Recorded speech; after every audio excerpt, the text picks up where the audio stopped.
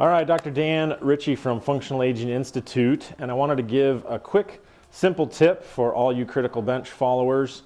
I know a lot of times when we're training our shoulders, especially when we're overhead pressing, that movement can give us some challenges.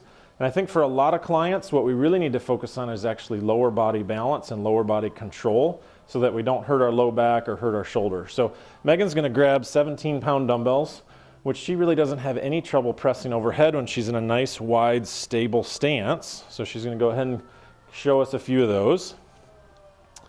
So really just to discuss, it's sort of an issue of what happens when we change our foot position or our lower body position. So we're going to ask her to move into a tandem stance. So go ahead and get one foot.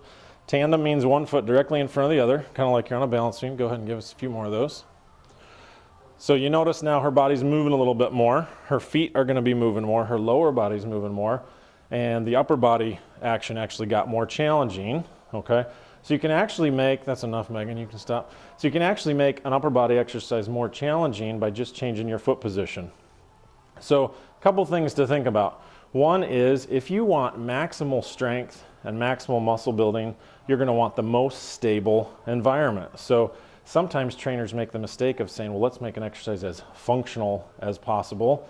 And they start messing with the base of support, standing on something unstable. Well, then you can't produce maximal force. As soon as we moved her foot position, she started to struggle with the 17.5-pound dumbbells more so than when her feet were wide apart.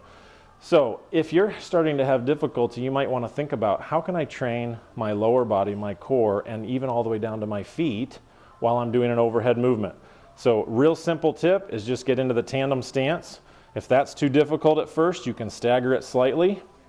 Eventually, you can even go up on one toe. So one foot's up on a toe while you're in a tandem stance. So it's a great way to train upper body strength while bringing the core and even all the way down to your ankle flexors involved. So quick little simple tip for overhead presses and how you can make them more challenging from Dr. Dan Ritchie at Functional Aging Institute. Hope to see you soon.